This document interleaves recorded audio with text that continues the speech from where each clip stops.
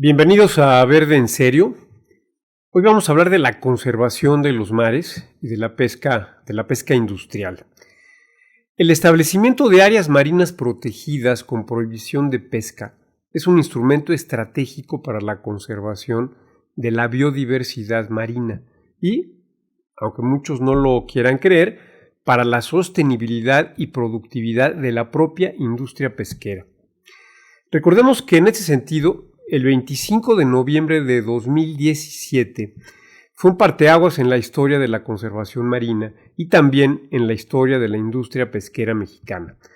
A partir de un trabajo inédito entre organizaciones civiles, con la participación del que habla, y el gobierno federal, se lograron los estudios y la concertación necesaria para crear en nuestro país una enorme área marina protegida en torno al archipiélago de Revillagigedo en el Pacífico mexicano, en aguas obviamente de jurisdicción nacional. Se trató de la mayor área marina protegida con prohibición de pesca en toda América del Norte. Es el Parque Nacional de Revillagigedo, que tiene una extensión de casi 15 millones de hectáreas. Esto es 100 veces la superficie de la Ciudad de México, que la hace pues la 13ª área marina protegida más grande del mundo y que representa el 4.2% de toda la zona económica exclusiva de nuestro país. El objetivo fue, por un lado, la conservación de ecosistemas y especies de un enorme valor ecológico y simbólico, como ballenas, delfines, tortugas, tiburones, mantas y una miríada de peces, de crustáceos, de aves y de moluscos. Muchas de estas especies están amenazadas por la pesca industrial, particularmente por las redes de cerco, por las redes de arrastre, por los palangres gigantescos que tienen miles de anzuelos y que pues matan indiscriminadamente pues a miles y miles de especímenes. Y desde luego también de los dispositivos flotantes a gran escala que agregan peces debajo de la sombra. Hay que saber que los peces tienden a congregarse debajo de cosas que les dan sombra.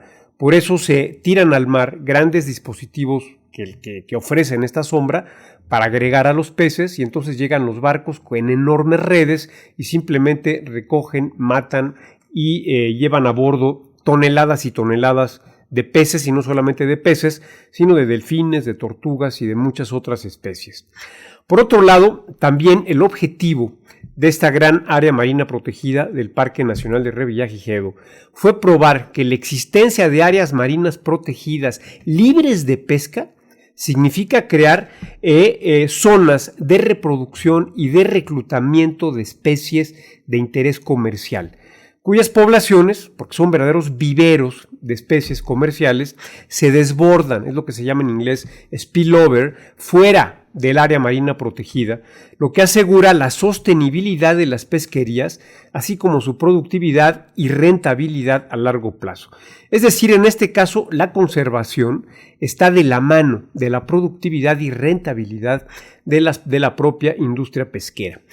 En su momento, antes de hacer este gran parque nacional marino, la industria pesquera resistió la idea, basada en argumentos de pérdida de productividad y rentabilidad, de desplazamiento a otras aguas del propio esfuerzo pesquero y de una supuesta disminución en más de 20% en las capturas de atunes, sobre todo, de atunes aleta amarilla y de otras especies pelágicas.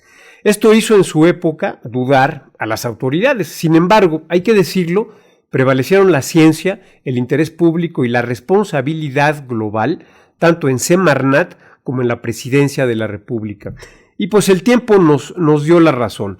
Recientemente se publicó un importante estudio en la revista Science Advances, desarrollado por investigadores de gran renombre como Favoreto, López Agastegui, Sala y Aburto Oropesa, donde se demuestra cómo áreas marinas protegidas como el Parque Nacional de Revillagigedo, con prohibición de pesca, son capaces de restaurar la vida marina dentro de sus límites o poligonal y simultáneamente de reponer y hacer más productivas las pesquerías adyacentes.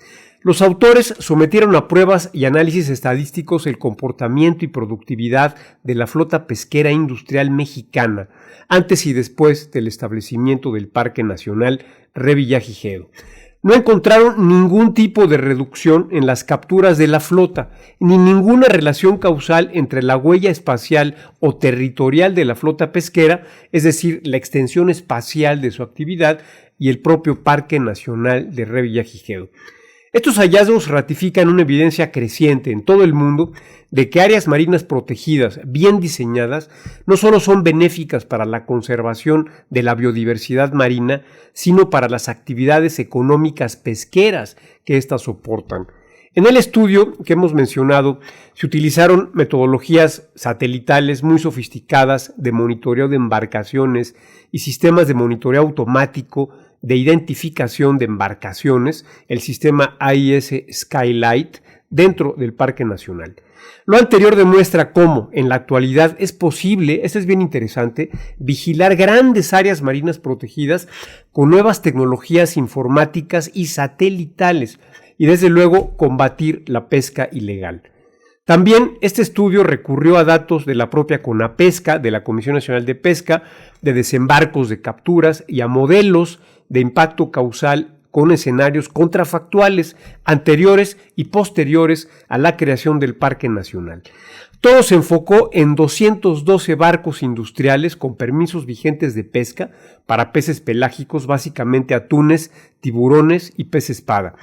Con esta metodología se evaluó el esfuerzo pesquero, esto es, el número de horas de pesca multiplicado por el número de embarcaciones, el volumen de captura por unidad de esfuerzo pesquero y el área en kilómetros cuadrados utilizados por cada barco entre 2008 y 2022.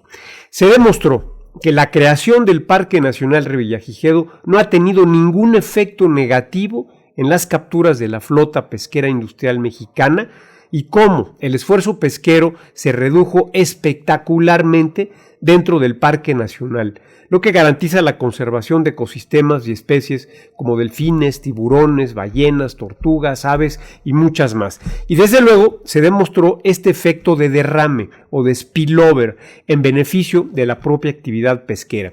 Este efecto spillover, hay que repetirlo, es el efecto de que el área protegida marina funciona como un vivero, como un área de reproducción que exporta o transfiere peces en grandes cantidades fuera del área protegida en beneficio de la productividad pesquera. Es posible, por tanto, una convergencia entre la conservación de la biodiversidad marina y la propia industria, con la finalidad de lograr el objetivo de la Convención de las Naciones Unidas sobre Diversidad Biológica de proteger al menos el 30% de las aguas marinas de jurisdicción nacional para 2030. Hasta la próxima semana con nuevos temas de Verde en Serio.